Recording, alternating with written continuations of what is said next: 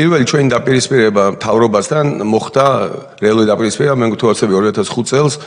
ფაქტობრივად სანდრო გურგლიანის მკვლელობის შემდეგ როცა შემთხვევით ბადე პადარკაჩვილის სახლთან მდებარე კამერებმა გადაიღეს ის მანქანები რომელმაც ეს აწყალი სანდრო და მის მეგობარი აიყვანეს სასაფლაოზე რომელიც ასევე ბადის სახლის გვერდზე იყო და მოგეთ ბადისთან ჩავარდა ბადის ხელში ჰქონდა ის ჩანაწერები რომელიც აჩვენებდა მანქანის ნომრებს რომელი მანქანით აიყვანეს და ამავდროულად და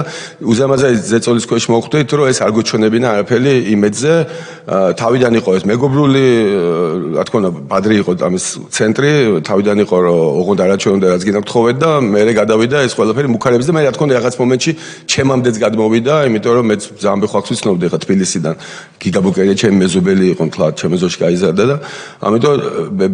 ჩემზეც გადმოვიდა და ყველა ჩვენ გაშემო ეს არაჩვენოთ მაგრამ ბადის გადაწყვეტილება იყო ბოლო ფუნდამენტალური და ყველა ჩვენ გვეძებდა იქით რომ ეს უნდა გვეჩვენებინა და ვაჩვენეთ ეს იმედზე და აქედან დაიწყო ფაქტობრივად არევა მთელი ჩვენი სიტუაციის საქართველოს მთავრობას